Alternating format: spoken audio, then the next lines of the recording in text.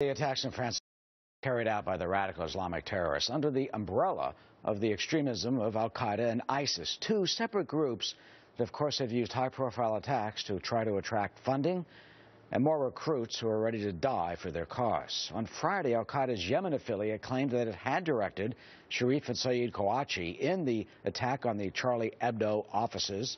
Meantime, we're learning more about al-Mahdi Kolabani after those pictures emerged of him sitting in front of an ISIS flag and claiming that he was a part of that too.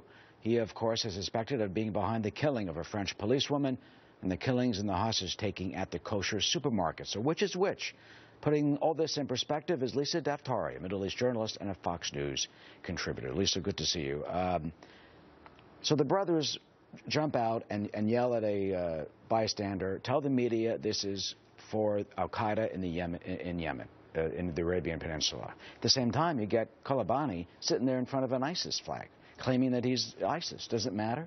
It doesn't matter. And, you know, a lot of people in the last 24 hours are making this distinction between ISIS and al-Qaeda, or even saying that there's a competition between the groups. And there may be a competition when it comes to getting funding or getting recruits, but their bottom line is exactly the same. This is the red herring of jihad. This is the distraction that they want the rest of the world to be focused on while they carry out their agenda. And what's going to happen is 3, 4, 5 days from now, it happens after every attack, the rest of the world is going to go back to living life, and they're going to go back to plotting as to how to take lives. And that's what we've seen across the board. But what we are seeing are a lot of the similarities between the two groups.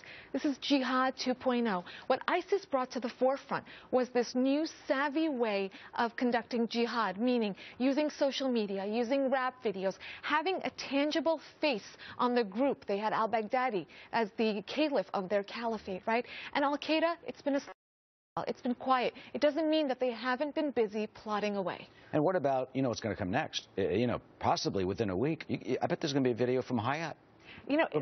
She fled, apparently. All consensus is that she took off because she knew the attacks were coming.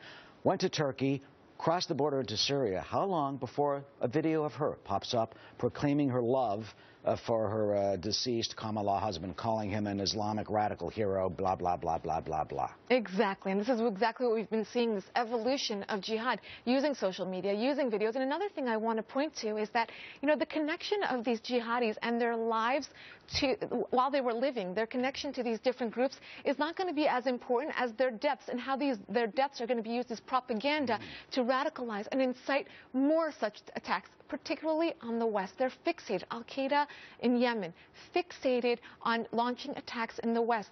They speak English, they put out videos, and if you don't go to them, you don't need to travel to Yemen, they will come to you in the comfort of your own home as you're sitting behind your computer. Through the internet? Through the internet, through videos.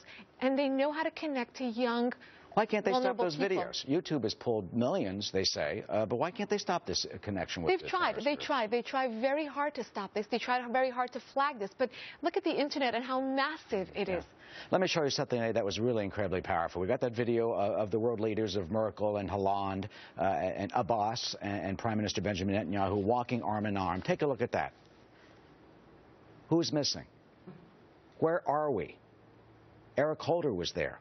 How come John Kerry wasn't there? All right, you don't have the President of the United States, and maybe you don't have Vice President Joe Biden. But Putin sent Lavrov, the foreign minister of Russia. You know who we had? Ambassador Jane Hartley. You couldn't pick her out in the lineup. What does it mean when someone who 99.9% of Americans don't even know, have never seen or never even heard of until this very second? What does it mean if she is the highest-ranking American official at this incredible demonstration against radical terrorism? It's deafening. The absence of American leaders today in Paris is absolutely deafening. We have leaders from around the world who are really making a statement as to where they stand. And unfortunately, right here, D.C., our administration, they're just not ready. What could they possibly say tomorrow? What is Josh Earnest going to possibly say tomorrow at the... Josh, what are you going to say tomorrow at the White House press briefing? Say, well, the security reason. Okay. What possible excuse could they have for not having a high-ranking official? They'll say, well, the U.S. ambassador was the highest, Eric, and that's it. Over the last week, every interview that I've done, the question has been raised, what can be done? Here is the moment where something can be done, where optics matter, where our president has never understood that what he says at the podium matters, his position, well, I mean, okay, you can understand maybe matters. he's not there. I mean, Netanyahu certainly has been a target. You can understand why the president may not be there, but why not Kerry? I mean, they couldn't get him on an airplane. Why not Kerry? Kerry, this is his job. Is this not his job? Was this not part of the job description? Why isn't he there? And you know what? What message is this sending to the rest of the Arab world when you have representatives from all these different countries, when you have representatives traveling there, and you know what? What message does that send? We're just not ready. We have to fight ideology with ideology. Let's talk about something else, where you have the president of Egypt, Sisi, coming out and condemning radical Islam and calling for the rest of the Muslim world to make a reform, to change Islam. And let's juxtapose something where our president in 2000, I think it was 8 or 9, traveled to Egypt at a university, and you want to put these two scenes next to each other, and he apologized for American exceptionalism. And here you have the president of Egypt standing at a podium in what would be the equivalent of the Vatican, as we've said, and calling out Islamic extremism.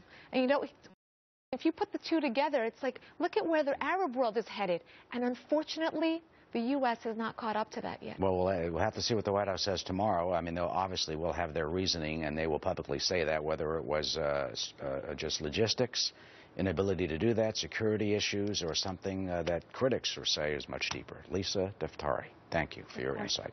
Arthel? Okay, Lisa and Eric continuing coverage.